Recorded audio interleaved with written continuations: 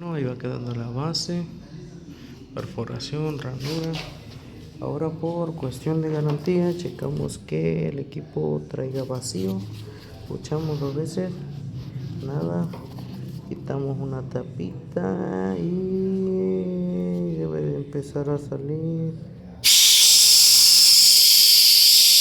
Excelente.